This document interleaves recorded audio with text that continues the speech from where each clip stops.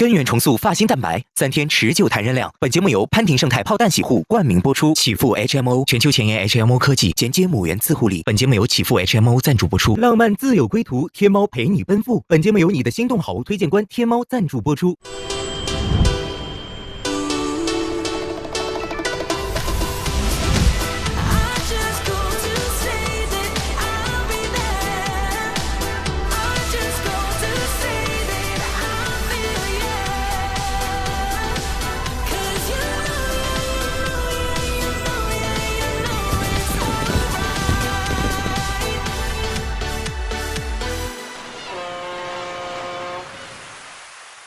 半熟小屋今日为女生的邀约日。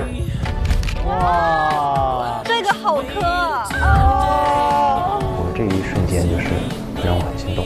我就喜欢这种一点一点互相靠近的感觉。哎呦，有点和谐啊。完蛋，失掉。拿不起摆。哦哟，有一点心动。哦，怎么还没走啊？我的约会对象被人抢走了。你坐一起吧。不舒服了是吗？没有，不用，没事。今天总觉得就是咱们俩之间肯定有点什么误会啊，还是啥呀？我没有办法做到就很直截了当。小文真的很直率了。兄弟团大战，获胜的队伍将获得限定约会。哦，精彩的来了。走吧，走吧，走吧。走了。杨雅姐，加油！啊，我加油吗？我不是啦啦队吗？来喽！我们现在来到了新的一站，兄弟团大对战，挺有意思的。为我们在努力呗，就是。建莹很可爱。行，那咱们让这些男人们都干啥呢？这是。活动结果了，开始这样。第一反应就是要尽力去争取胜利。脑子里当时只有输赢，一方面就是胜负欲嘛，然后加上有一个约会特权。男孩子肯定会有一点胜负欲，对对手仁慈就是对自己的残忍。来吧，咱们比拼一下。胜负欲燃烧。那你开始起名字吧。给我们点灵感行不行？帮我们来一个。那你们叫老师傅队。老师，按年龄来排的是吧？按年龄来排的。不要叫老师傅队，叫老登队吧。啊？哎，我们这个登队是那个登队。登队。我们是老登队了。我们是粤语的登队。好，那你们叫老登队了。好，我们年纪都小，叫鲜肉队。好啊，鲜肉队哦，鲜肉队。鲜肉队和老登队了。接下来我们要进行我们的第一轮水球争夺战，两队在限定的时间内抢夺水球，最终大本营内水球数量多的队伍获胜。就这样吧，就是不管怎么样，我们要先去抢，就是我呢先过去。你满载回来的时候，有一个人是空的，可以保护；那个人在那边抢的时候，有一个人是空的，也可以去破坏。哦，有一些战术。我真的太好笑了，他们商量的太认真了，有一点。鲜肉队真的非常努力在准备这个比赛。你看老登队在那边什么反应都没有。老子，我们是气定神闲。现在气定神闲，我跟你说，一会儿他肯定非常有胜负欲。对，积极一点好不好？加油！耶！来吧，3分钟计时。哇塞！哇，腿长的这是快拳。哇，好快他们仨！哇！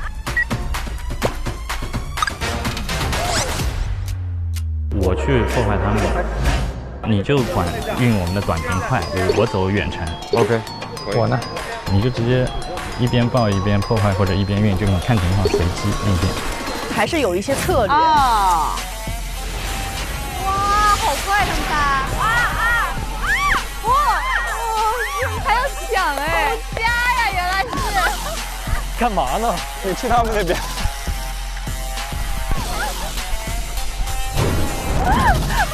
哇，有防守！哇，还有防守！哇！相对于获取更多的水球，我们更在意的是能多破坏一些对方的水球。哎呦！所以呢，我觉得水球没什么观赏性可言，就是打滚就可以了。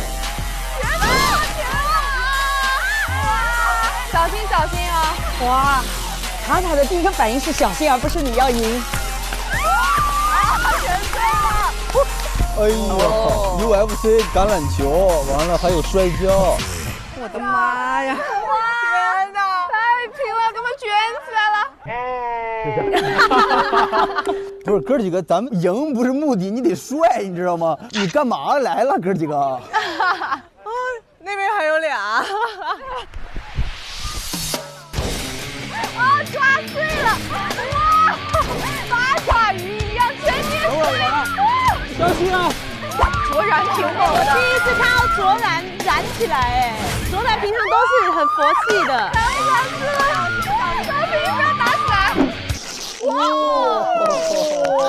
哎，小心！哎，这别卡住了，强人所难。我哥几个胜负欲都很强。小心腰！小心腰！天哪，好焦灼啊！这是干什么呀？这画面好看吗？你们哥几个这是什么老杯少杯老？飞起来了！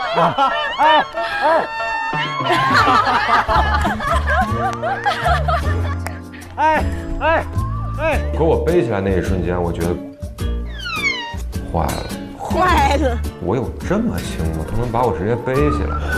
文刀的 PK 真的太可爱了。这怎么玩 ？No！ 哦！No！ 哦，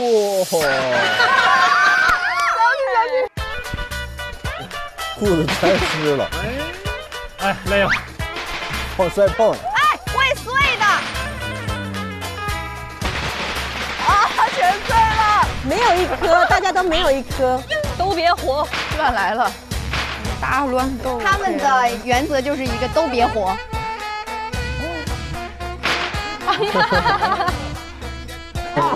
是开始打水仗了吗，哥？用自己的球打别人。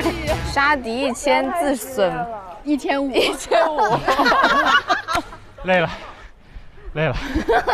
老东队行不行啊？老东队体力。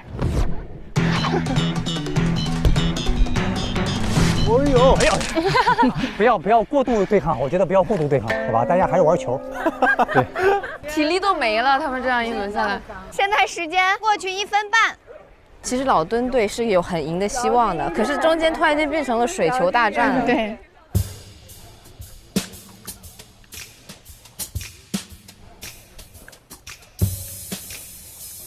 可以！加油！鲜肉们还可以哎。登堂入室。又来了！小心一点！小心！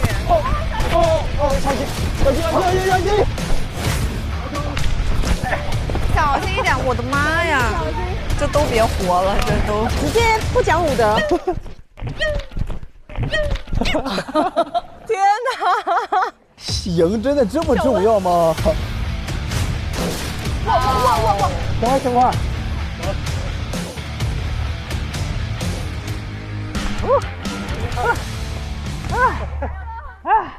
僵持住了，时间到了吗？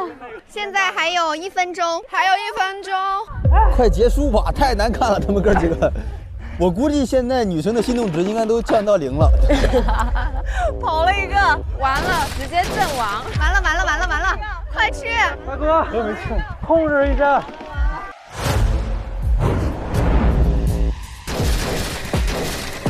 40秒！啊！加油！哎，给他抱住！加油！我要守住一个最强的。还有多久？还有30秒。现在剩2个自由人。加油！投资人风险分散。哦，他很聪明。哎，其实差不多哎，你们要平局了。目前还有15秒钟。哇！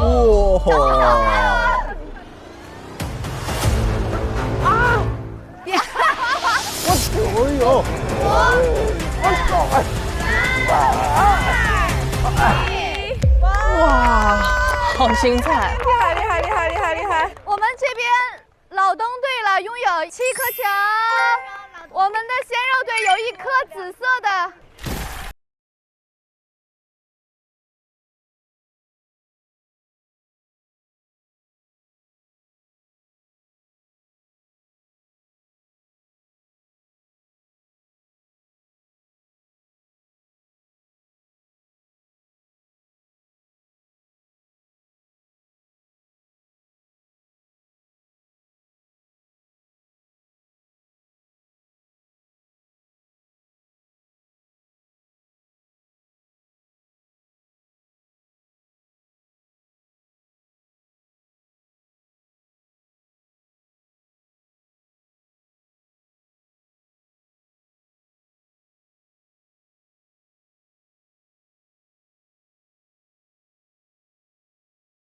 接下来我们进入到第2轮，缘分不落地。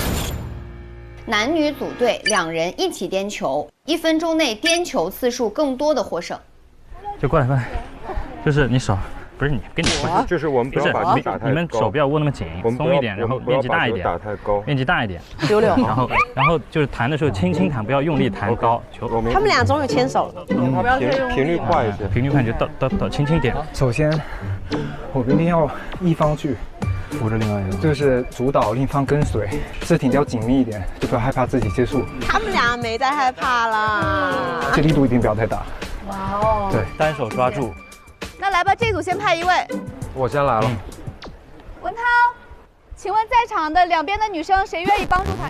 轩轩自动的往前走，上呀，上呀！好的，轩轩。搞笑。那我们就先一个准备举手。轩轩明明很想，明明想靠近。你习惯左手右手？右手吧。你习惯右手啊？你要左手。我想想啊。哎呀！不对，刚才不是这么握。先上了。这样，我握着你。好，行。先试一下。好，3、2、1，开始。2下。这个我觉得我们只能要回来吗？要回来吗？哦，不好意思。玩一个游戏，我会发现有时候2个人会不小心会靠得很近，会很害羞。轩轩喜欢死了。那一刻我们俩就其实已经比较亲密，有一些走近了。好开心啊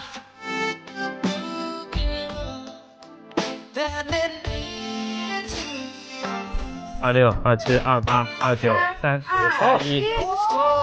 好厉害，好厉害！这边的得分是31个，还挺好的，31。可以。那你们这边派出谁？我们两个。来，最不怕肢体接触的，不要有负担哦，不要有负担哦，放轻松，要有负担哦，要紧张哦，到前面一点。你们准备好了就说。哎，小妖给他搂上了，哎，3、2、1，开始。我是有次黑洞，但是 BK 他有帮我很多。你站那也别动，是不是？然后颠，什么游戏都被他们玩成 CP 游戏啊！颠球的时候，我更多的是想把塔护住，然后呢，我俩就挺自然而然的就抱在一块儿。这个很甜哎，会有一点脸红吧，然后呢，心里有些涟漪感。紧一点。教练，我好想打球，教练。教练，这个战术对吗？这个战术不是应该快一点吗？你看看人家这，你看看，你瞅瞅。该游戏的正确玩法。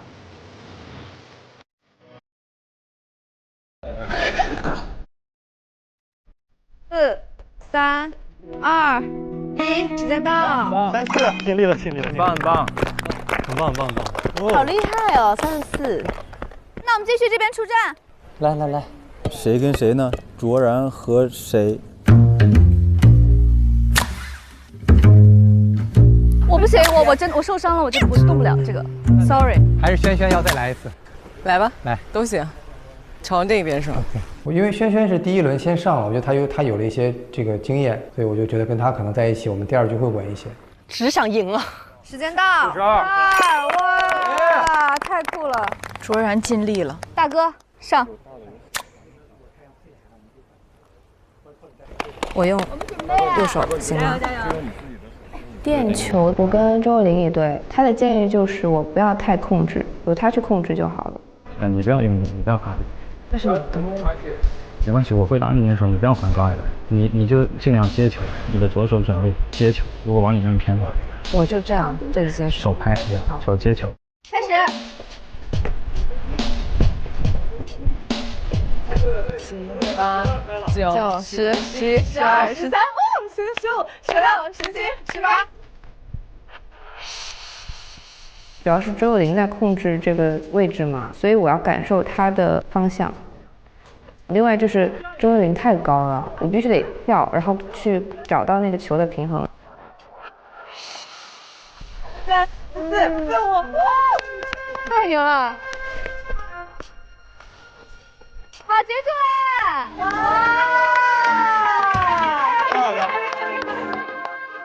好，获得52个球。52，孙佑林真的是一个很聪明的男生。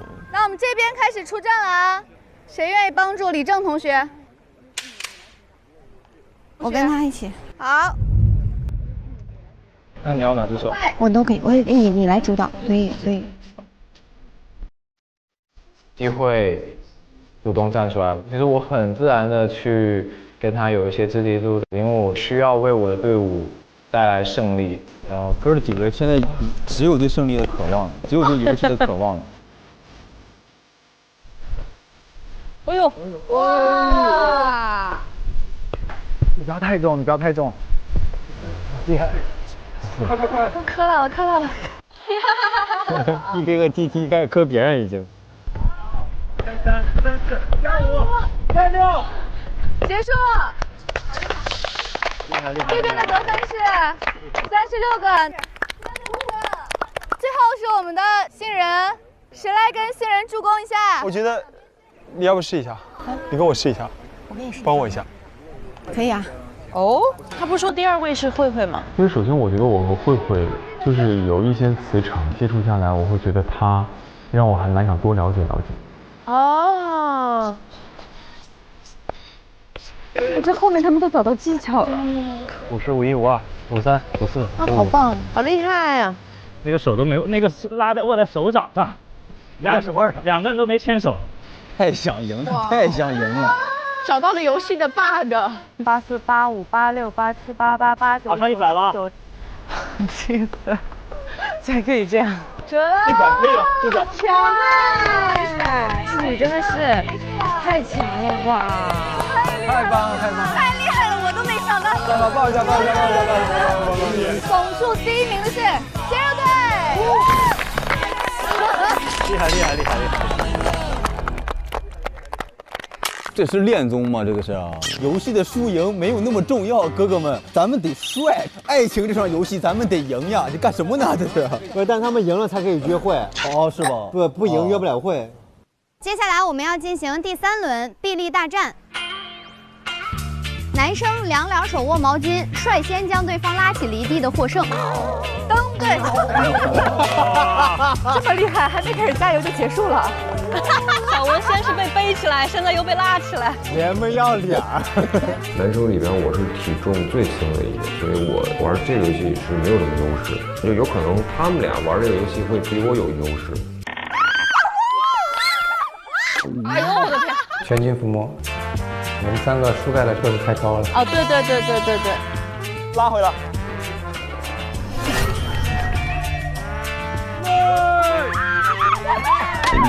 主要是你太重了。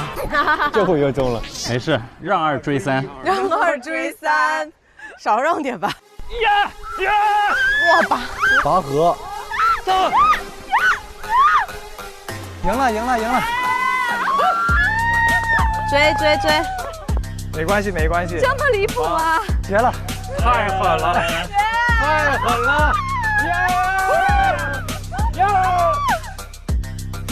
辛苦了！抱一下，我觉得最棒。没有，还有撕名牌呢。哦，还有撕名牌，还要撕名牌啊？这么激烈吗？啊，女生也参加啊！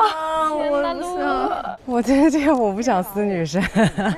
说不想，一会儿。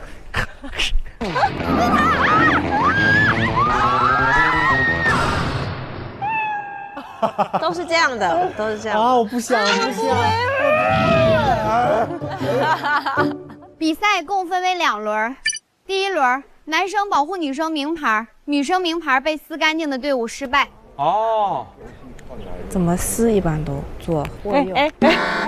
不要搞学习一下。你直接反应超脚呀！你直接撕那个脚。现在开始选择第1轮的搭子，第2轮可以重新选择。那我跟你对吧？好。哦，柳。那要不要再跟我搭档一次？可以啊。谢谢。对，来，新人保护我。啊，我跟他搭了。啊，你跟他搭了啊？那李正，对不起，打扰你了。没事，可以的，可以的啊，可以。没事，你们都搭好了，我在这儿。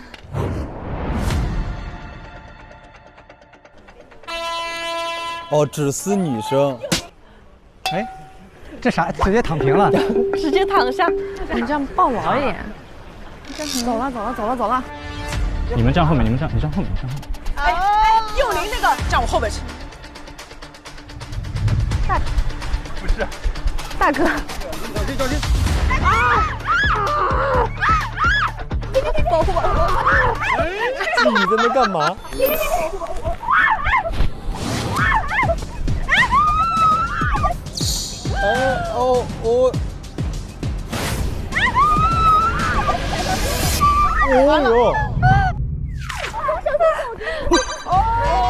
张老师保护我的时候，其实我挺感动的，就是像一座靠山一样稳重。男友力，这个好磕。他一个很大力道卡着我的脖子，拉着我走，我感觉自己是只茫然的小鸡。他是挟持了他，还是在保护他？挟持了。松手，我给你，大哥，我给你，大哥。松手，我不行，真的不行。大哥，我给你，大哥，真的不行，不行。哇塞！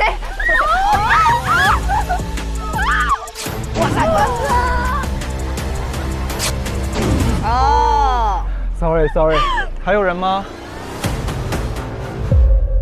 躺地板的怎么了？不是，咱俩这个。你让他们过来。啊？闲置。鸡宇，别走啊！翻面，直接翻面。Sorry， 我有伤到你们。还有人吗？轩啊！当下我是一个人在另外一边的角落里面，然后林李正直接过来想要撕掉我，我心想姜文他在干什么？对不起。没事。他在道歉。你 OK 吗？你 OK？完喽！没事。我没有伤到你。没有。Sorry， 不好意思啊。没事吧？当时那一下我心情是有点不爽的，我心想说好的男生要保护女生呢，又是个误会的种子，这是一个误会。还有人吗？你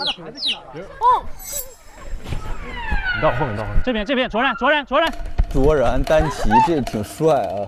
还有谁在？卓然。哦，这个撕他，直接撕。哦。哇，剩下丹琪，我们赢了。厉害！然后完全不管我，你被谁撕下来了？没事。他直接就撕我和撕他。啊，没有了。迟来的关心。他把我。你 OK？我还以为你把。你伤到哪儿了？迟来的关心，且不要。他也是，这个。哎呀，没事。我当时其实也在自责啊，因为我们俩是一对嘛，就是没有保护好他。你 OK 吗？你要不要去休息一下？不，我们不要强撑，不要强撑。没事。女生说没事的时候就是有事。我谈不上生气，我只是觉得，气死我了！我都已经，他太过分了。我也气死了，都是林李正，全是他撕。也完了呀！他真的对女生毫不留情，他直接把我拎着转了5、6、7、8圈呢，转完以后往地上一摔呀，太狠了他。全懵，就感觉在坐过山车，我要报仇。当时真的是复仇之心熊熊燃起，我真的是被林李正激怒到了，我就觉得我就是想要赢，想把这个人撕掉。眼睛里只有复仇，地找他，没有别的，引起公愤。我要把肖文涛给撕了。姐妹们上！就等你这句话了，就等你这句话。你眼里的目光就是我的战场，撕就完事儿了。DK 好可爱啊！我们气势上绝不能输。家人们抱一下！加油！享受比赛！已经结下仇了，已经结仇了。开始！只撕男生了。好吓人啊！不要，你不用撕我。不好意思，不好意思。哎呀，哥们儿，爱情这场游戏输了，以为赢了是吗？以为？林李胜溜得太快了，林李胜溜的时候，我转头一看，季宇已经躺在地上不能动的状态，我就想说，那我就头也不回的，我就直接冲向了季宇。是的，你敢来？季宇在这干啥？季宇，这是什么啦？抓羔羊啊！反正我当下那一下，我就只想赢。灰灰，他要报仇。灰灰，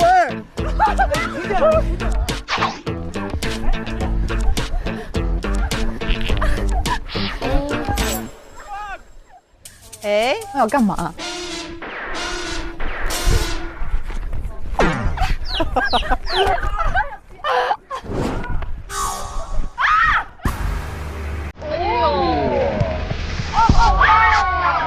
你呀，这钱报仇了，报仇了！我撕了小林的名牌，很开心，我觉得自己好厉害。好，完全投入在比赛的这个紧张的氛围之中，然后可能我之前做的可能过分了吧，然后我好像也忘了我来这里是谈恋爱的。你真的忘了？你才知道，你还知道？那就这样吧。厉害厉害厉害！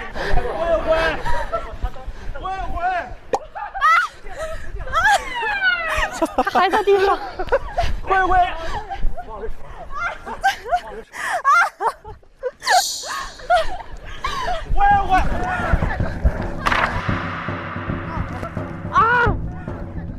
谁？周有灵完了。完了，卓然暴露了。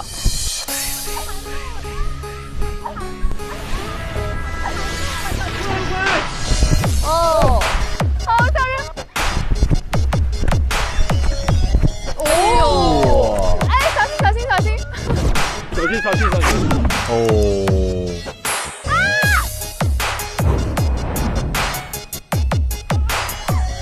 不行！啊！哦，我伤到谁了？我伤到谁？没事没事没事，没事吧？没事，我完全没事，我是为了保护你。等我一下，等我一下。轩轩好像就是真的是杀红眼了。轩姐已经骑上来了，他直接坐在了季宇身上，就是为了要撕他名牌。他那会儿的状态应该是一定要赢。这是对的，这是对的，他要报仇。我会庆幸我不是轩轩的对手，而是他的队友。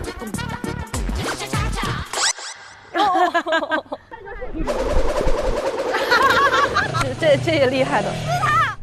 没有，我是保护你，我是为了保护你。甭管你是谁了，谁我都要推开。然后我就一直在地上打滚，然后找空就钻。唔好意思呀。我。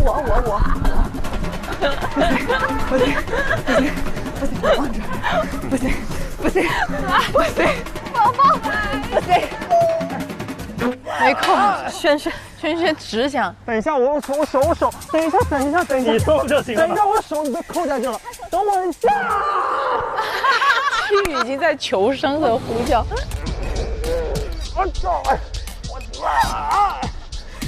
鞋已经掉了。2、3个人绑着我，没有立刻把我给拿下。你弄不开的，你放手，你除非把我杀掉。你放手吧。灰灰，没有痒痒肉吗？灰灰，我想让他出现，他不一定能救我，但只要我看到他在我旁边，我可能就会有一股力量，我可能会绝地反击。会。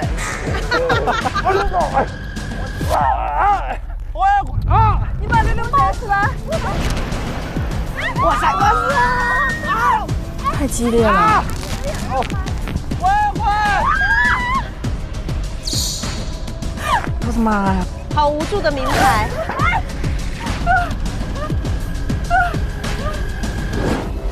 掉了吗？没掉。Nice。你除非把我杀掉。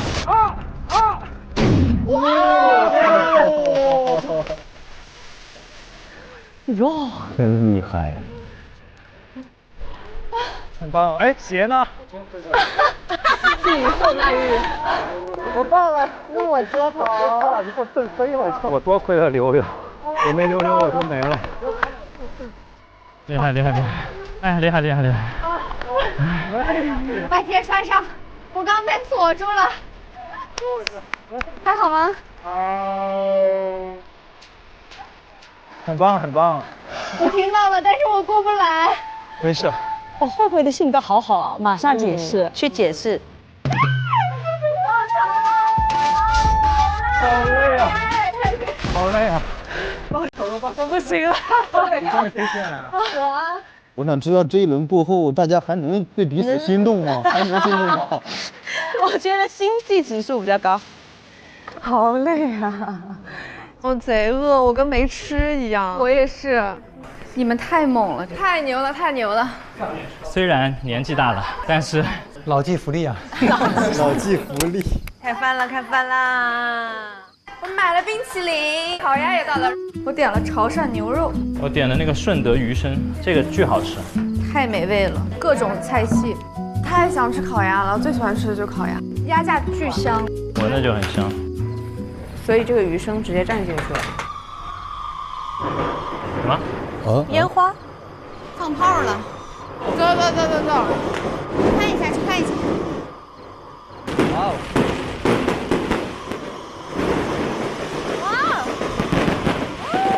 哇！好漂亮。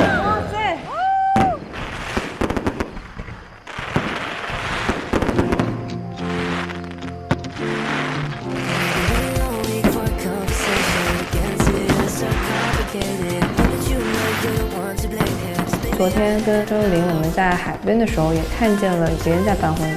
昨天唱歌的时候，后面也刚好在放烟花，特别巧，有一些缘分吧。他觉得有缘分。人在陷入这个恋爱的时候，就是会这样。爆炸恐惧有点。咱俩一样，听一个声音，看见就回来了。他们在海岛办婚礼，跟我们又在一个地方，我觉得是一种比较吉祥的、美好的一个见证和寓意。也希望大家都能够在这里，不仅收获友情，也能收获爱情。哎呀，好看，挺浪漫的。哎，他俩太配了！哎呀，哎呀，太配了，他俩。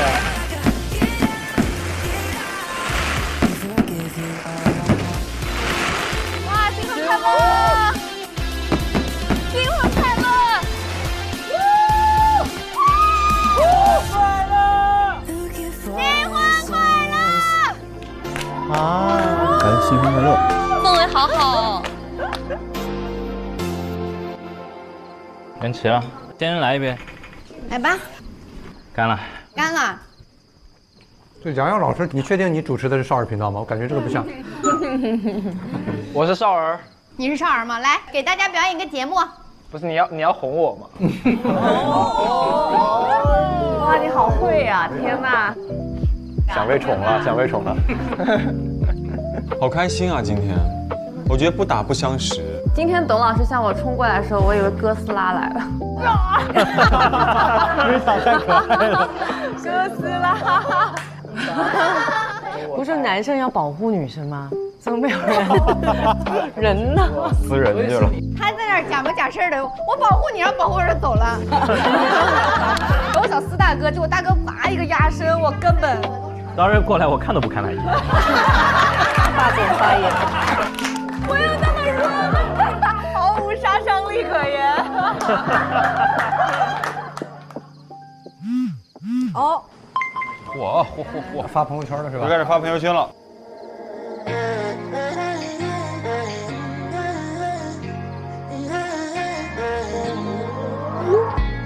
Money comes, money goes, money don't matter who we can be more. Gotta be so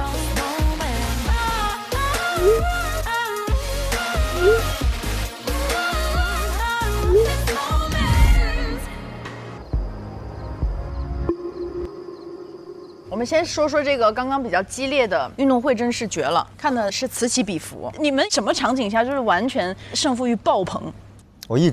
我的胜负欲是取决于，如果我要决定做这个事情，我要做到我自己不后悔。如果女生跟你，比如说比赛颠球，那肯定让着对方啊。那你前一秒是不是说自己有？但是比如说，他也是想，因为他想让他的爱情赢。啊，对不起，说的稍微略微有点油腻了。你说就说，你为什么一定要让他爱情赢？为什么这样 ？OK， 你为什么让他呢？那让他是因为让他赢了，比我赢更重要啊。你赢的是他，赢得了他的心。不是为了赢了他的心，我是为了让他赢得了他自己。这不油吗？不油啊，因为你没有眨眼睛。对，如果是我说，因为我是让他赢得他自己，这才油啊！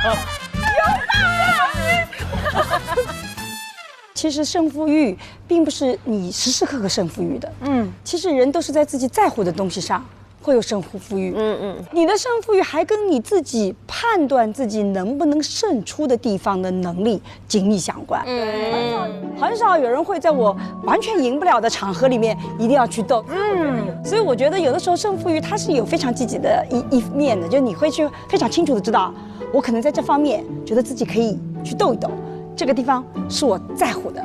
只是在乎的东西太多了以后，可能你的能量就消耗掉了，所以适当的胜负欲还是非常非常重要的。对，我们现在回顾柳柳和周幼玲和这个李正之间，因为他们都得到了一句话，叫做“他想了解我，我想了解你”。对，我想了解你。所以我们听到这个话，看到这个情景的时候，大家会怎么理解？就是柳柳的这个表达。我觉得他第一个，周幼玲已经刚在那。大家架在那，他如果不说出我只想了解你的话，他会显得让周幼玲下不了台。我觉得周幼玲这句话比较算是要来的，可是我觉得李正他就先说，不好意思，如果连你压力我退，他是以退为进。对，女生自己跑去说没有，我想了解你。但我觉得啊，从另外一个角度，我觉得咱们就半熟恋人嘛，大家都是成年人，他们在很短的时间内想了解更多的人，最终我再选择一个合适的。我觉得这个行为在成年人的世界里是一个科学的方法。我觉得也是，因为首先作为一个女生出发，她很容易会有一些纠结的心理，这个心理我是能理解的。然后尤其我觉得在录制它是有时间的限制的，那在这个限制内，可能她想要去更明确的确认自己的心意，她必须要多去接触嘛。如果只是在跟一个人接触的话，其实我会觉得可能她最后的那个选择也不是特别的想清楚。当然。开始了，来吧。去了，没悬念组，毫无悬念。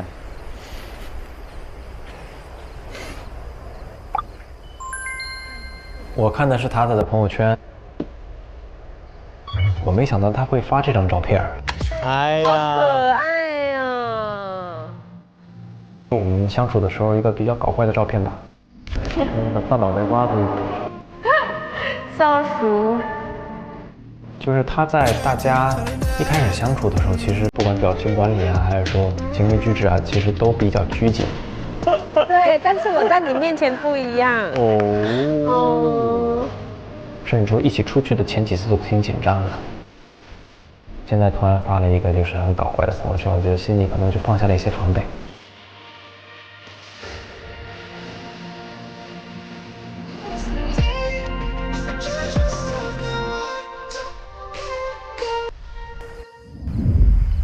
我看了 BK 的朋友圈。哎呀！你俩私发就可以了，其实。老人味比较重的一句朋友圈的话，所以我刚开始看了以后就有点想笑。老人味就是有点像爹系关心的那种。但是其实他向来的作风就是这样子的。这几天的相处里面，我已经有点习惯了，其实也挺温暖的，开心干嘛？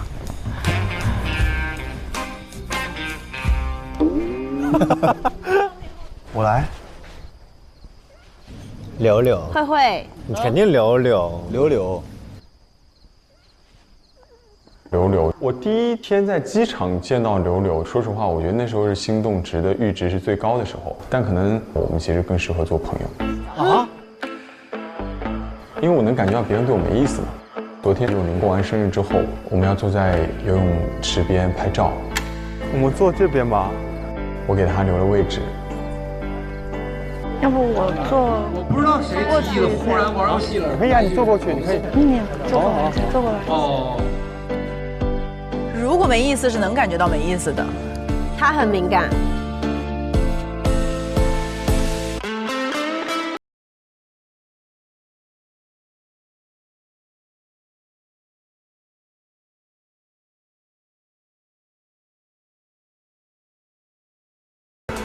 啊，那很好啊，对啊。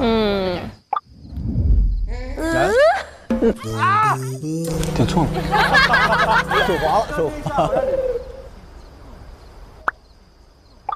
我看朋友圈看的是慧慧的，因为我觉得我和她在一起很开心。哦，那要不要再跟我搭档一次？可以啊，谢谢。他们搭档了2次。慧慧，我听到了，但是我过不来。没事。我也发现我和西慧很相似。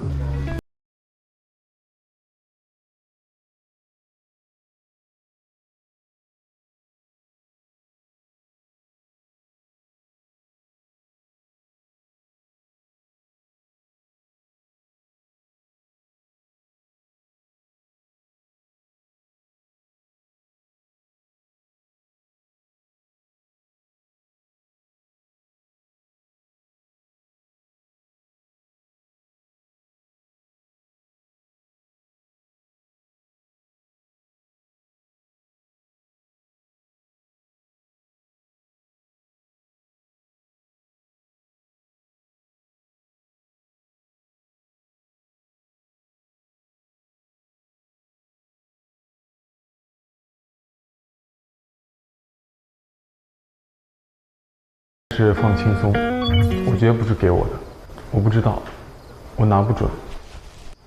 我可能是说给自己的，也有可能。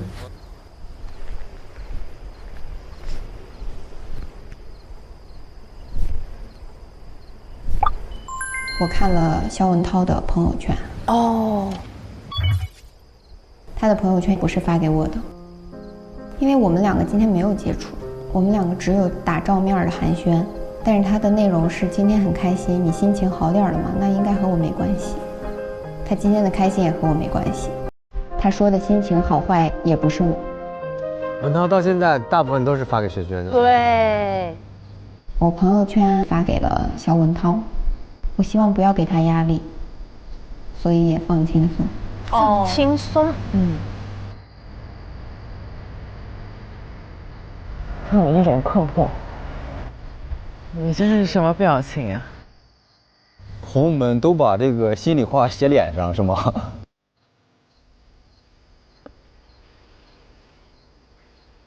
轩轩，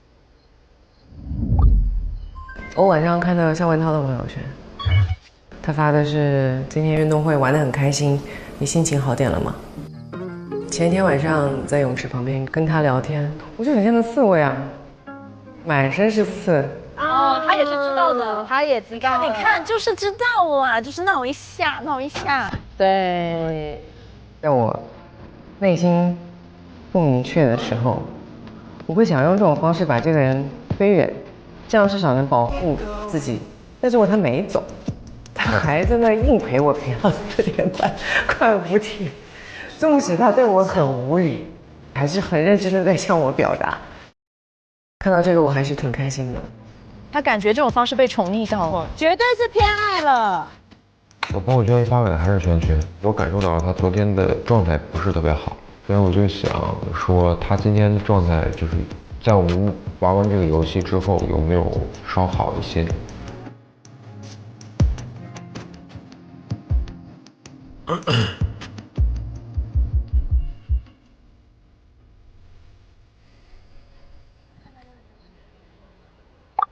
我看的也是轩轩的朋友圈，他说的是不是说好男生保护女生？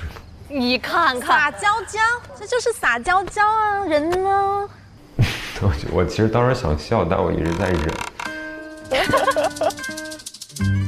我就是觉得他在那一轮游戏当中没有保护我，就是内心很直接的表达这个，但不是带着生气的，可能带着半撒娇、半开玩笑的方式来讲这件事情吧，一定不是一个生气的情绪在控诉他，你为什么不保护？不是这个情绪。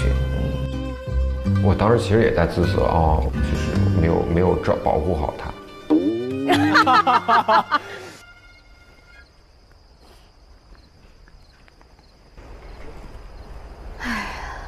story 现在好像都没有什么 story 耶。对。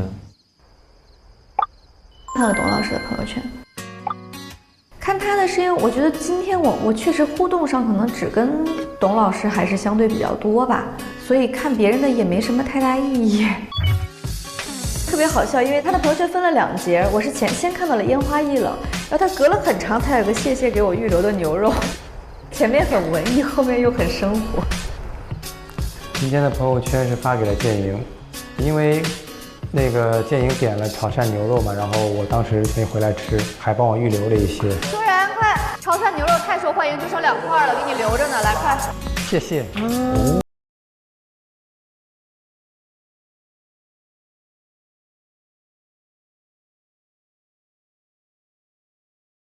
需求吧，大家都喜欢这种被人记挂的感觉，对，被记得。丹琪这2天，因为他有主动约幼琳嘛，所以我觉得他对幼琳可能是有更多的好感。他都明着说了。对。跟建莹的发展，来海南之后单独的约会，那我觉得我们2个现在就是正常的朋友接触。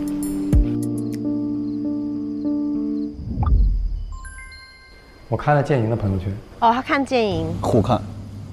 他说人群中依旧你很稳，不确定发给谁，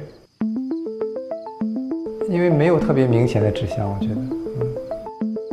我是发给董老师的，我觉得可能在相处的过程当中也释放了一些信号，但我还是会担心董老师会不会误读成其他的意思。一误读你夫妇。到我了。他应该很明确吧，只能是看幼琳啊。今天朋友圈看到周幼琳的，她说她过了一个很开心的生日，谢谢你。我不知道她说这个你是指谁，因为她发的是我们后面大家一起 party 的照片。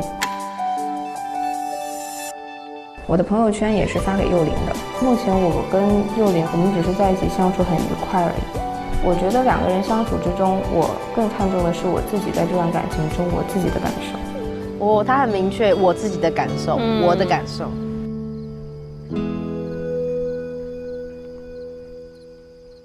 哦，柳柳。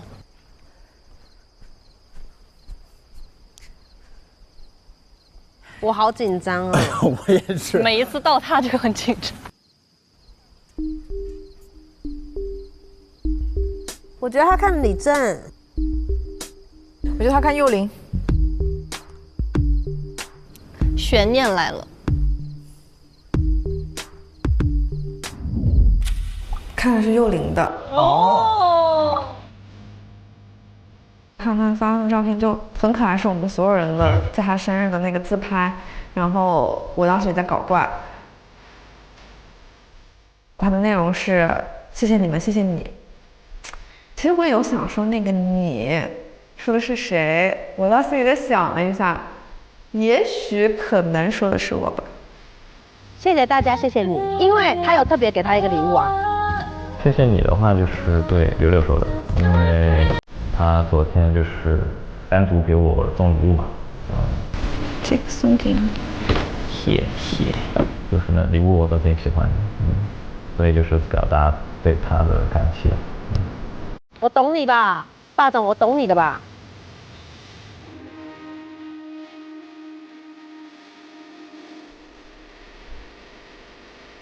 他开心了。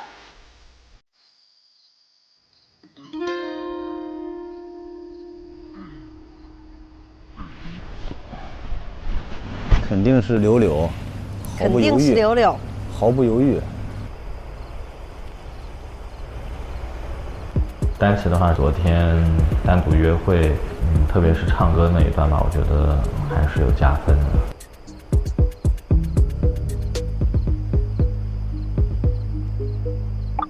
但是今天看的朋友圈是柳柳的，他说的是生日快乐，等月光洒下来。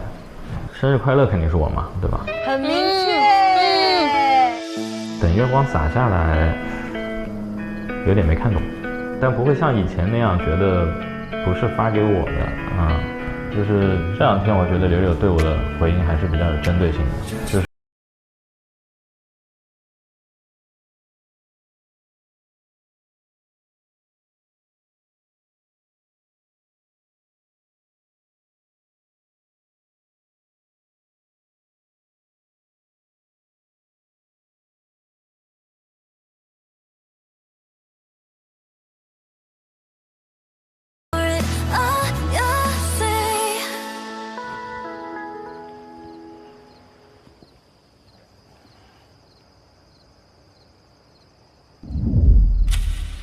看了还是许刘洋朋友圈，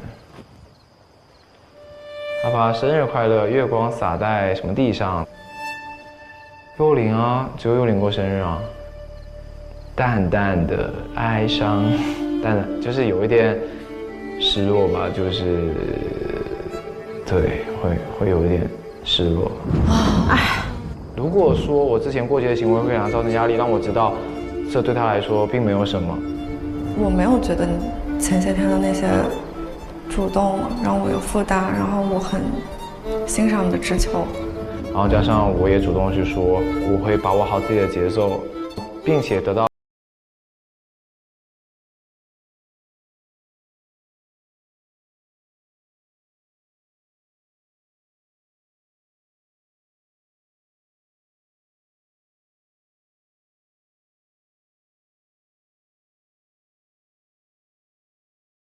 试着我就是应该要体面的去，不要去盲目的再去做出一些行为。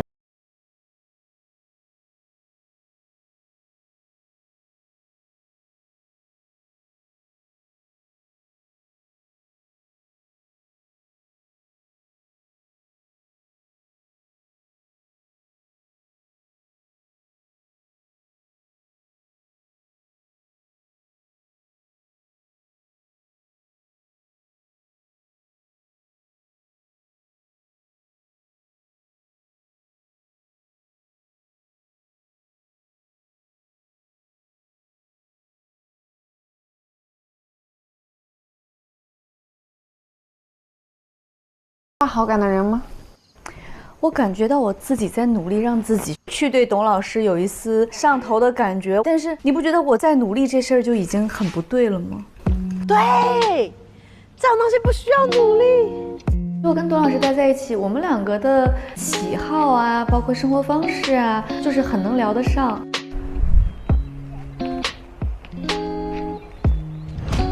哦，他给了卓然。喜欢一个人就是喜欢一种生活方式，他生活方式当中有很多点其实能够让你很欣赏。你的才艺啊，你的作息啊，或者你料理生活这种规律的程度，我觉得生活其实就是在这种蹉跎重复当中，不断的去把这些小的东西给量化，然后再实现。我觉得我们这个很有记忆点。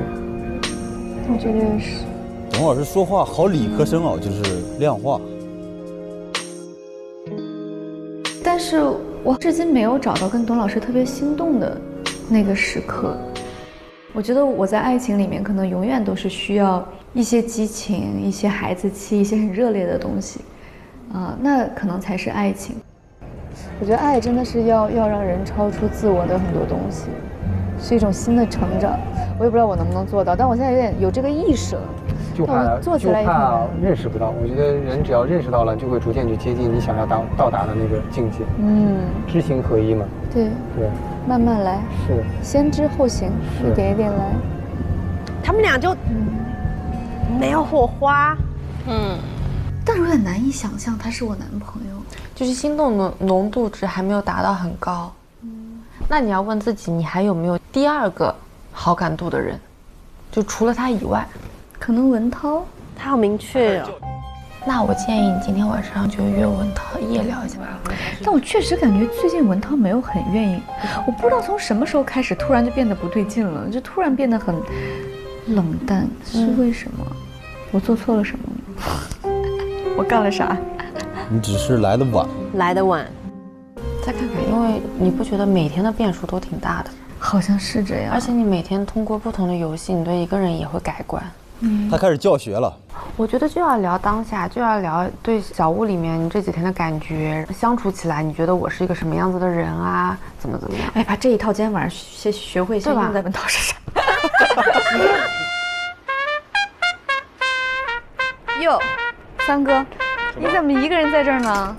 我是一个需要自己独处来恢复能量的人，对，我不是那种需要每天很热闹的那个状态。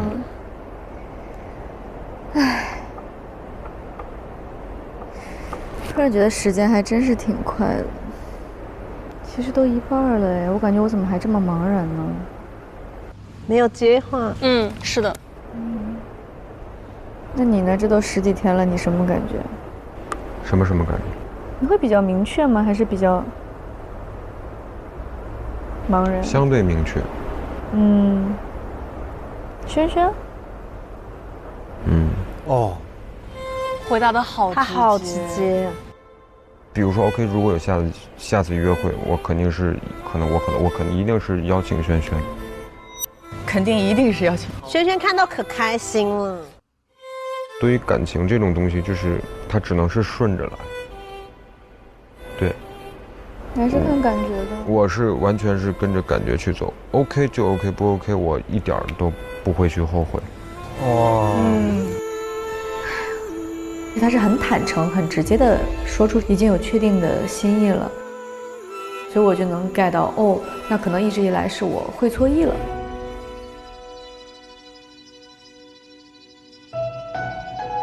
那个朋友圈是我在小屋里最心动的一次，我好像很久都没有见过一个人为我发这么温暖的朋友圈。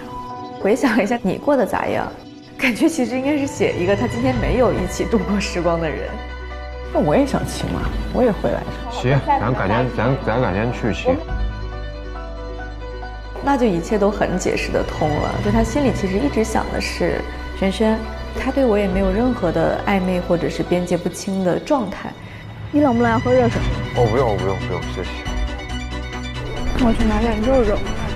你要吃啥吗？我不用，你吃吧。要不咱俩练琴吧？我好不容易我休息1个月，你告诉我咱俩练琴吧。对不起，打扰了。那如果是会错意的话，我觉得也是一个美丽的误会。我对文涛有很多刹那间的心动，我觉得那是很珍贵的。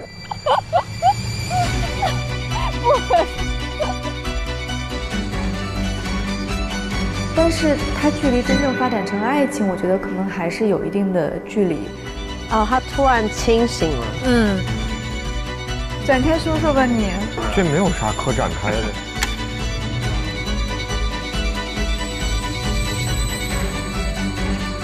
我走了，我准备睡了。早点休息吧 ，baby， 拜拜。哎，你看他就不内耗，他就去问个答案，问完就是。而且他对自己内心也很清楚。讲清楚之后，其实我觉得我也是释然的。这是一段可以止于友情的很美好的关系。好棒，就是点到为止，明白了。对。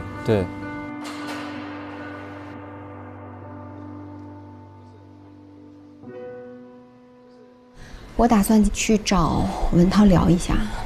啊，他也找文涛。哇，文涛真的太受欢迎。因为我觉得这样很尴尬，就明明大家其实刚认识，没必要这么尴尬。你们现在尴尬点在哪？我不知道。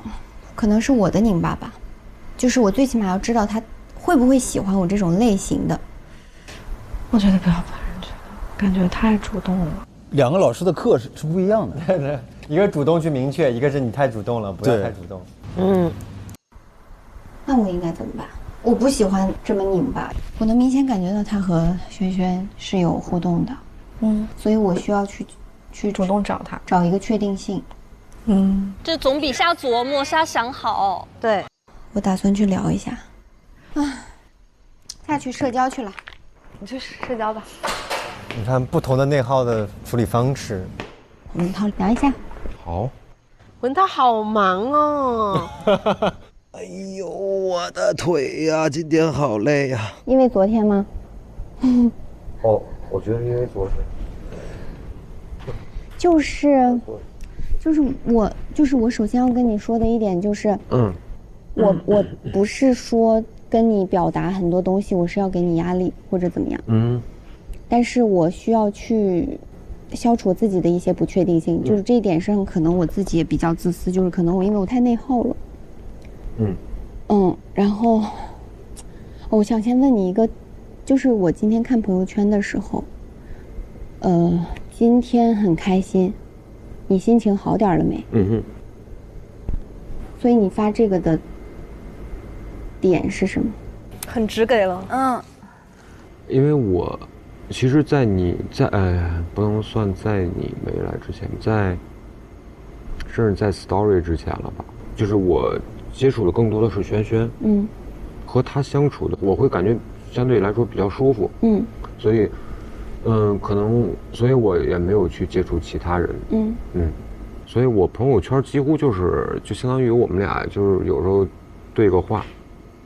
懂了，就是我第一天也的确没有感受到你们两个，所以，怎么说？因为我们俩的感觉，首先肯定不会像 BK 和瑞塔那样，就我们俩中间还是有一些距离的，因为可能各自都有一些不确定吧。所以我们在做的就是去尝试接触。所以我们昨天是怎么样的呢？就是你在那没有，就其实昨天我觉得白天都很开心，但是我就是想要看到一点点的反馈，但是我没有看到反馈，然后我就带入了我自己，就是如果我是这个样子的行为的话，那我就是不喜欢这个人，所以我就会内耗，所以我就想问清楚，因为但是现在问清楚了就好。挺难回答的，说实话。很难回答，这很难回答。所以你问我，确实我最近的朋友圈都是发给轩轩的。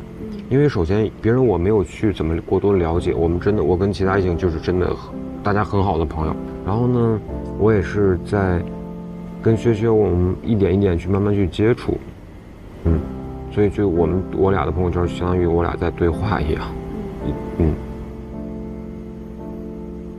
明白。心碎了。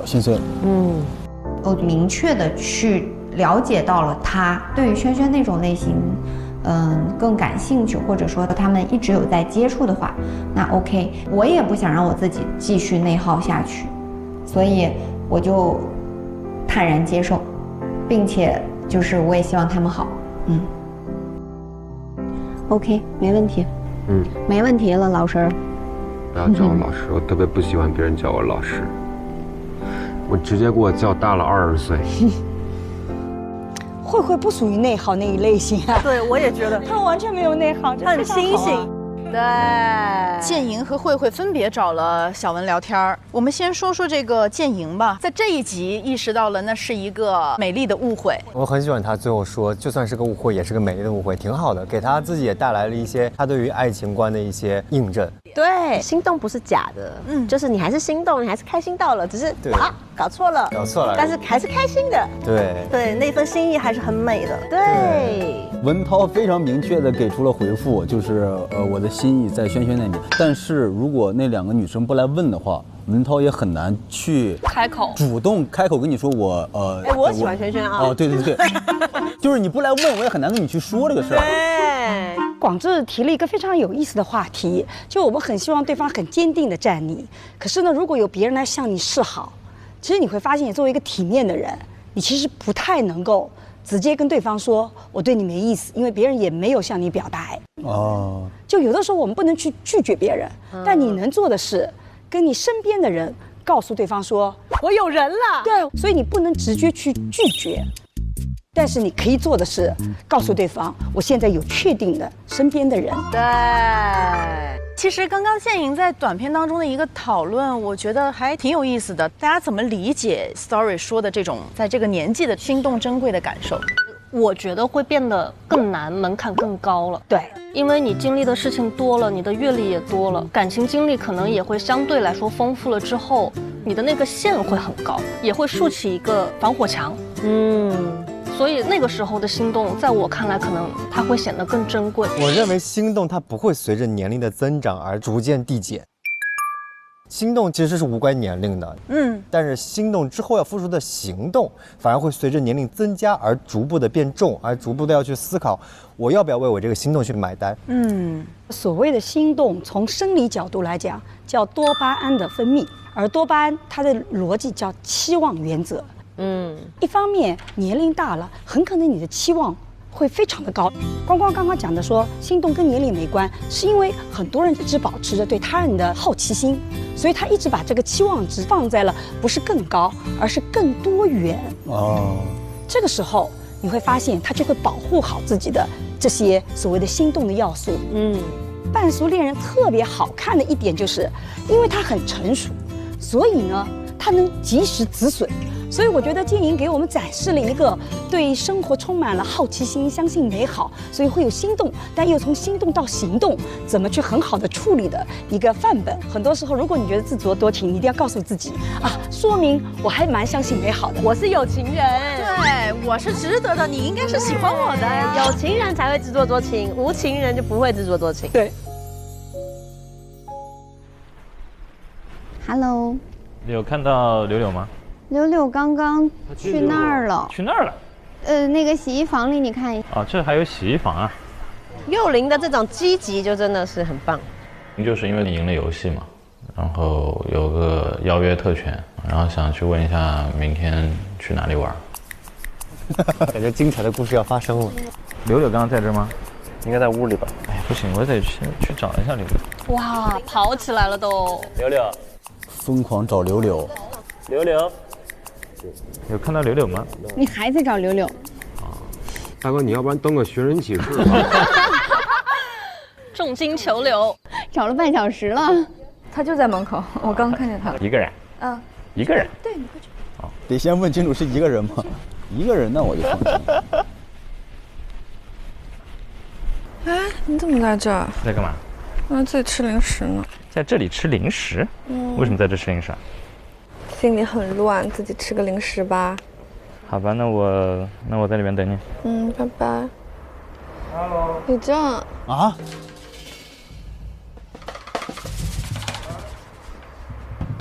你稍等一下，找个地方聊一下吧。怎么回事？有。你不想聊也没关系啊。谁找谁聊？柳柳找李正。要不下楼吧。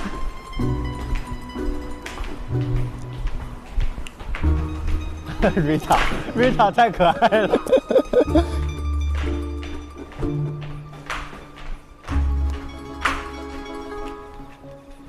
柳柳进来了吗？楼下，跟那个正正一起。啊？站着或许也行。坐着吧。来吧。太尴尬了啦！对呀。就是我跟他约好了在里面等他要说事情嘛，反正不知道怎么就突然出现在泳池边，跟李正在聊天。但是因为他的那个做法，所以我就有点疑问，然后我就在泳池边等他进来嘛，就问他到底是什么个想法。哎，柳柳呢？那儿。哦，那是谁啊？李正。哦，目睹全程。来吧。你啥反应啊？找你聊又不乐意。没有啊。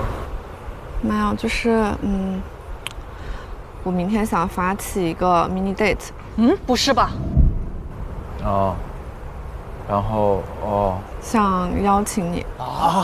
不是，其实我好吧，我今天还是看了你朋友圈，然后我们每天的朋友圈内容都是对自己好感的异性。对。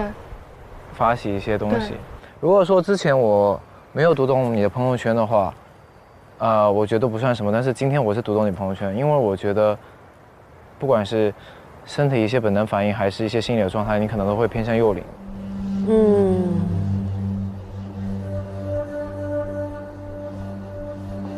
然后我作为我自己本身性格、内心想法来说，我会选择离开、退场，狸猫退场，是这样子的。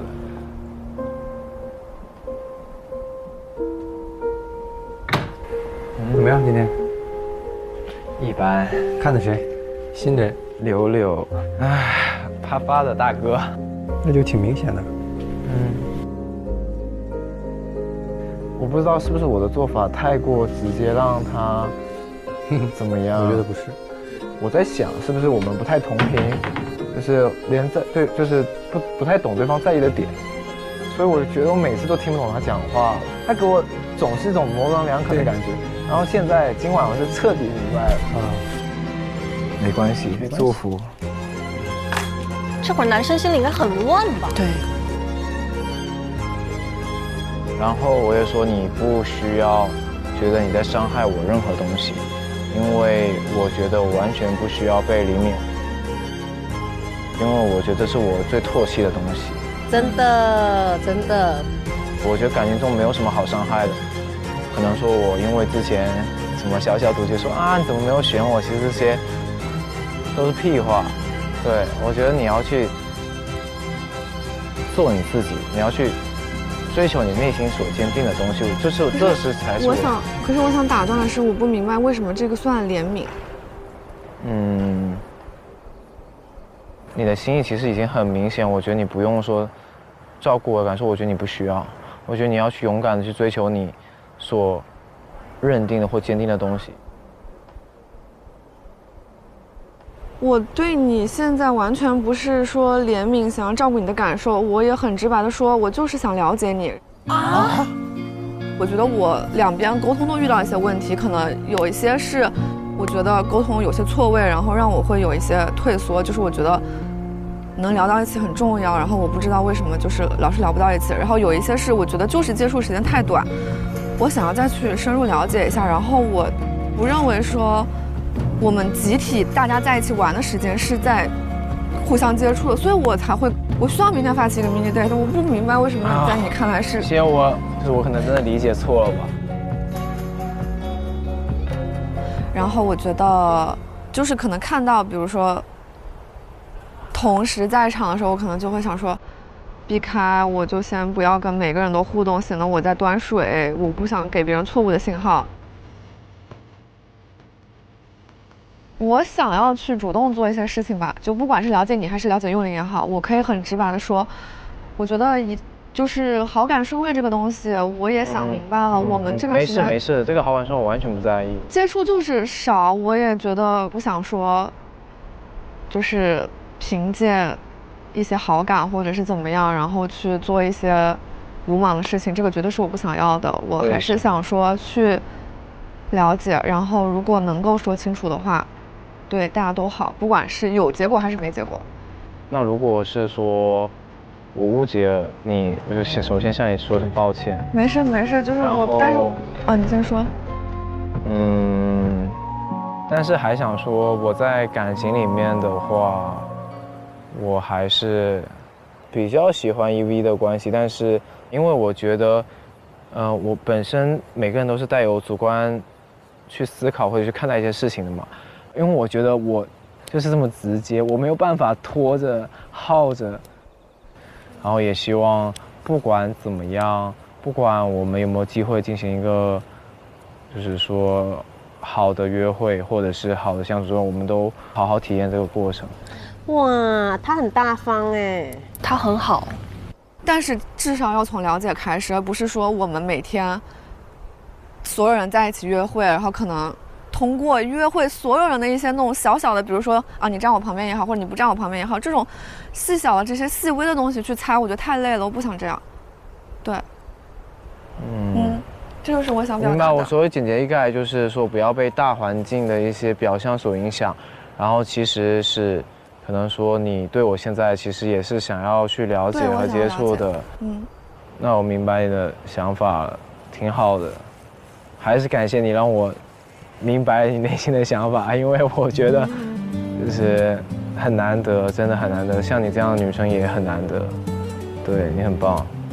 没有，我也迷茫，然后没有，我不忙了，我已经推开了所有。哇，你真的好棒，今晚上很明确表达你自己。那我也明白了，谢谢。对，我其实从到小屋到现在，其实我的第一顺位都是你，对，但是我觉得只是说会给你太大压力了，但是我觉得已经到这个份上了，但是我完全不 care 你的第一顺位和第二顺位是谁，或者第三顺位是谁，或者是还有排名第几。如果我是想说，如果今天上午有误解，因为我已经问了你朋友圈，看不懂你朋友圈，然后你今天说表达是幽灵的话，我觉得可能到你没有找我谈话之前，我觉得我应该就不去打扰你们，然后到现在你又说开了，可能说你也想要去了解我的话，我觉得我们就是还是可以去更多的时间去了解彼此的，因为这个确实是时间问题嘛。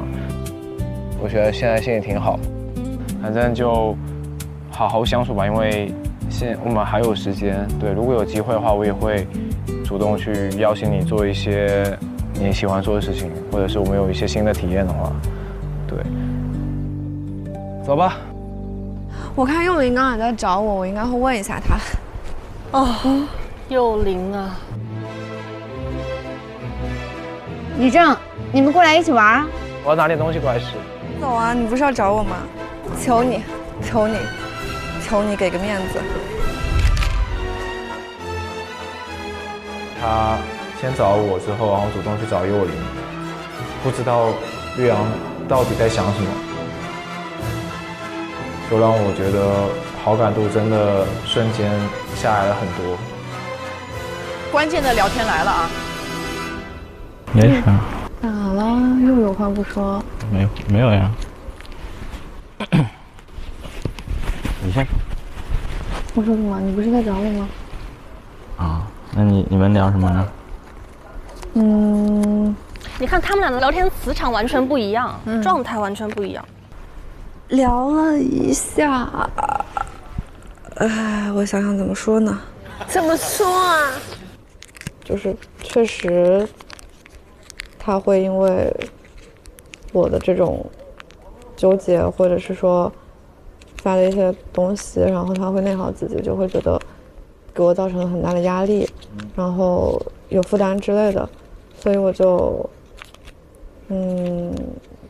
白天就有跟他聊，然后昨晚也有聊，对。那你有压力吗？我觉得我有跟他说，我说，主动不是压力，不会给我带来压力。就是那我就不理解的是，我刚才出去找你，我说我要找你嘛，对吧？我不是说我在里面等你吗？我又没听到。啊？就是我一直在找你半个小时，然后我就在门口，然后那个不是，你先听我说，你先别生气，外卖来了，我在那吃零食，就其实你找我没找到，我是真的在隔壁那边，我没有在和别人在一起啊。我找你半小时，我没有生气，就是我说那我在里面等你，然后我进去等你的时候，你就跟李真去聊天了。因为确实有些话想要说，我觉得那我觉得也有个先断后断。哇，巴掌要爆炸了！他要生气了。我那句话真没听到。那你现在可以跟我说你找我是啥事儿吗？现在不想说了。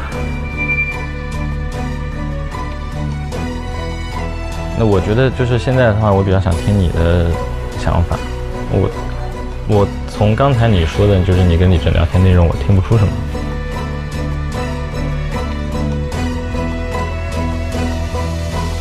所以你找我到底什么事？我找你有事，我等会再说。跟这个没关系，另外的事情。那我现在想知道不行吗？他没有回答。对呀，他就是今天我们赢了，有邀约特权啊。周幽灵还是说了，他还是优先了柳柳的诉求，就是就这个事。然后是去哪？所以我找你啊。你要跟我商量去哪？对啊。那明天看日出去怎么样？我也是这么想的，然后，所以我就急着找你，我想就是早点跟你说好，就早点睡觉。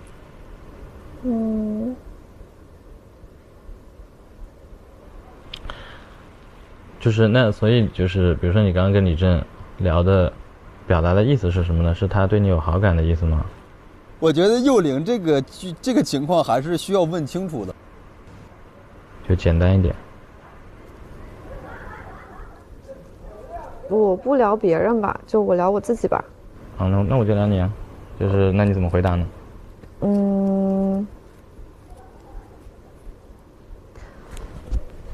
直接一点就是我现在有犹豫和退缩的部分。什么叫犹豫退缩的部分？就是我在我们的关系里有犹豫和退缩的部分。我和你是吗？对。可以。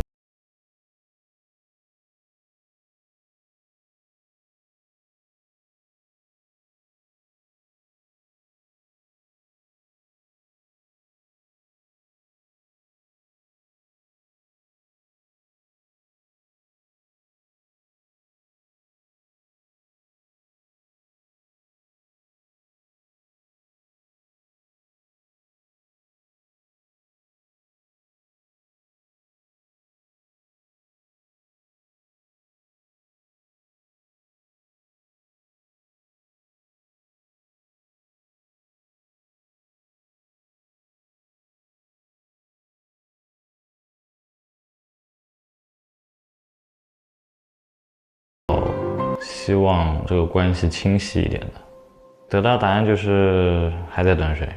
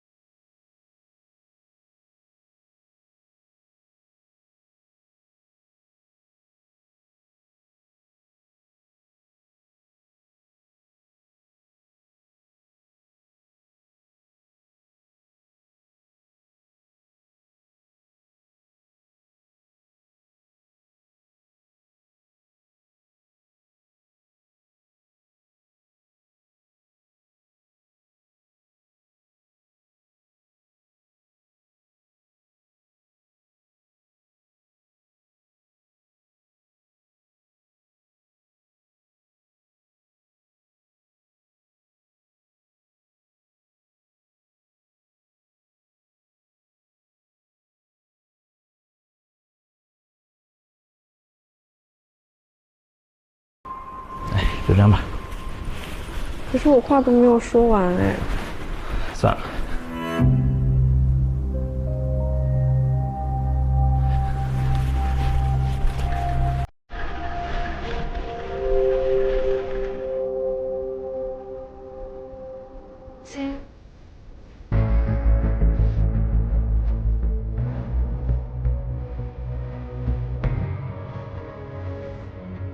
哎，你私聊结束？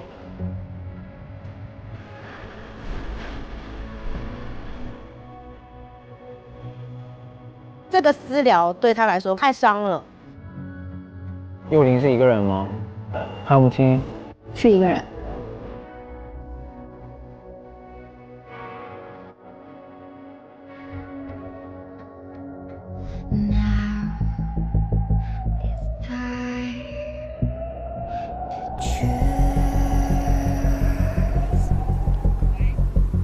我有跟他说我跟李正在聊啥，然后他又很直白的问我，他说所以你现在的想法？我说我现在就是有退缩和犹豫，然后他就说那就算了吧，说如果是什么以他的性格，他早就憋不住了，然后他就直接走了。我说可是我话没有说完，他说就这样吧，然后他现在直接出去和其他人聊天，我觉得 amazing。就不想聊了，没有，就是聊的。反正他也跟他不知道无理麻里说什么东西，这是大混混。我觉得我也没有办法接受，我觉得我有点被吓的。就是可以直接，哇，就是可以完全不听。我有点没有办法接受这个事情。我觉得如果你说让我现在回去睡觉，我觉得完全不可能，因为我觉得有点太冲击了。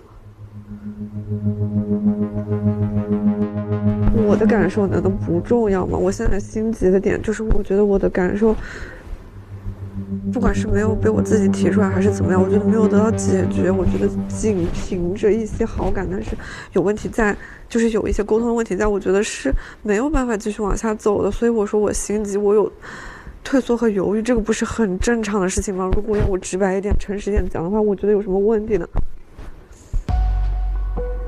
我一直是这个态度，就是你犹豫就算了，我不需要犹豫的事情。我是打直球的，我在感情中我是不喜欢博弈和拉扯。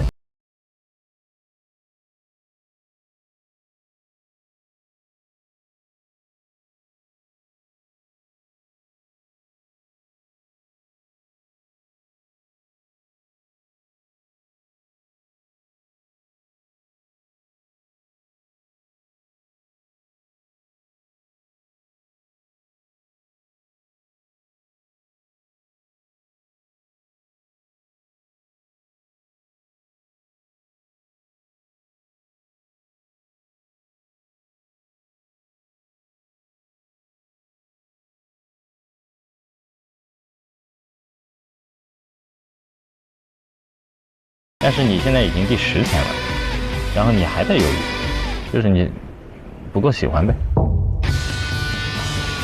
我完全是不能接受这边看一看那边看一看，因为我觉得今天已经说得很明白，然后我今天打算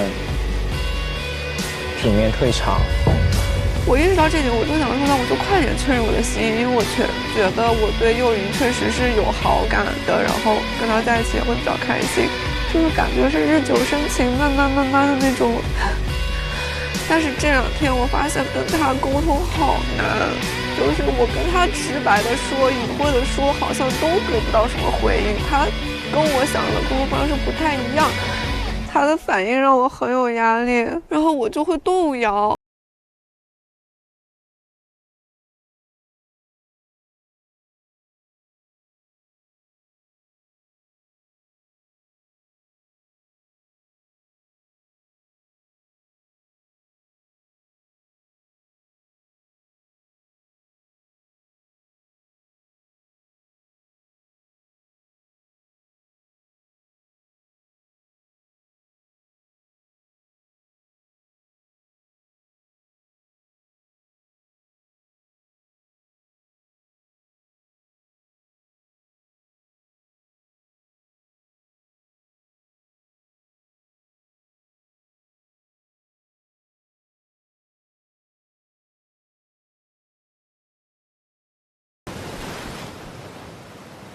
开始的时候说，就是大家尽量不要在感情里面去逼问对方，但是我觉得这个还是具体问题具体分析。这个不逼问，大家就没法往下走。对，我觉得幼龄这个情况还是需要问清楚的。我觉得这个没有做错，把老实人给逼疯了。我现在觉得我前面就发言很危险，你知道吗？我不知道是这个局面。没关系，在1集里面。其实我觉得这一次很明确的，我们感觉到柳柳其实在感情里非常的不成熟，他老是沉浸在感受里，他完全不看所谓的事实，他从来没有意识到他的这些犹豫不决和感受，别人也会有受伤的感受，他高估了别人会一直留在他身边的决心，他没有意识到这次来参加节目的人其实都很优秀，都很骄傲。骄傲的人不能接受自己一直处在被选择的这种地位里面，他其实这种做法非常的伤害到别人。我跟你讲，他就是谁都不想伤害，但是最后谁都伤害了，连自己都伤害了。对。你有没有发现周幼玲后来还是先回答了柳柳？你知道这个细节代表什么？就是这个两性相处当中，这个不是说尊严是什么，就是这一刻妥协的那一方还是周幼玲。对，他看起来他的性格是攻击的，你说啊，你是不是喜欢我？其实他一直是嘴上说的攻击的，是行为一直在妥协。霸总现在在我们心里1.3米吧，大概没有1.9米了。这种霸道，我是第一次见。但是还是希望幽灵他不要采用这样的方式，那个其实有一点伤人的。对呀，我们在求证一件事情的时候，是不是这个方式可以温和一点？他这个有点压力的方式，其实不太利于双方去沟通这件事情。也许可以期待一下，他们之间会不会有更加深入的有效沟通？对。所以第5季的节目，总的来说是让我们心脏很起伏，然后情绪起伏很波动的一集节目。我们也确实很想要密切的关注到他们3个人之间的关系，在未来的故事当中又会产生哪些变化？对。但是我们在半熟的海岛上，还是不要忘记，我们看到了很多双向奔赴的甜，然后也有非常体面放手的酷，及时止损的清醒。对。那我们接下来的心动故事呢，也依旧会继续。那就让我们下期节目再见吧。根源重塑发型蛋白，3天持久弹韧亮。本节目由潘婷盛泰泡蛋洗护冠名播出。让我们下期再见，拜拜，再见。向他发出邀请吧。我选谁啊？只有你教我。萱萱姐姐，姐姐姐姐。哎呀，这2个人太甜了吧！哦，帅哦，帅的帅的帅的，嘴角都已经咧到耳朵。这不得迷死你！好东西怎么都被你赶上了？这个也被赶上了。我觉得你应该是一个很可爱的。可爱这词我也从来没听说过。那你现在听到？为什么会这么浪漫啊？他们俩中间真的一直有一种微妙的状态。他手在画他，嘴上也在画他。他拍他了。镜头里有丹琪了。后面悄摸摸的是谁？半熟小屋在明天将迎来海岛生活的最后一个约会日，请在1小时内完成邀约。1小时，赶紧走。我决定不对任何人发起邀约。我需要再冷静思考一下。他想等，这是一个让你听到他答复的一个契机。我想约李正。来了，李正。谁呀？聊一下吗？哇，世界名画，这也太抓马了。我推你。再甩一下。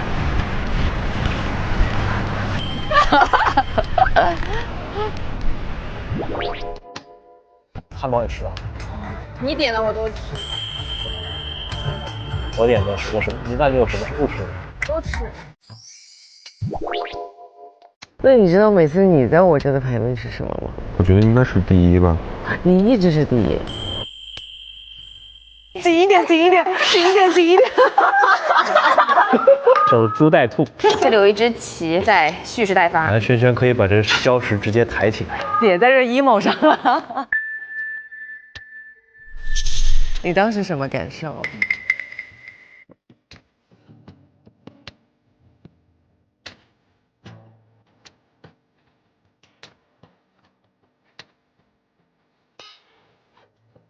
上微博进入半熟恋人话题页，与半熟观察团一起边看边聊。上微博参与半熟恋人话题讨论，获取半熟小屋更多独家精彩花絮。上微博参与半熟恋人5观后感话题讨论，赢取更多精彩福利。上微博参与半熟恋人话题讨论，分享你的节目观后感。更多节目精彩资讯尽在新浪娱乐微博综艺、新浪综艺、腾讯视频 TV 版、极光 TV 同步播出。大屏爆饭更沉浸，畅享极致视听体验。关注腾讯视频 SVIP 微信公众号，获取更多追剧资讯，领取专属优惠。现在开通 SVIP 即可享受内容抢先看、大屏观影等特权。感谢合作伙伴丽丽城传媒对本节目的大力支持。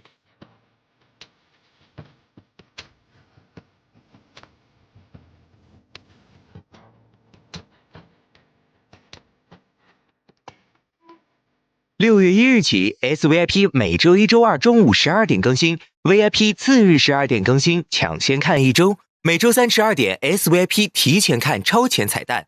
周4加更，周5陪看，周6、周日精彩花絮轮番放送，高能不断，课堂不停。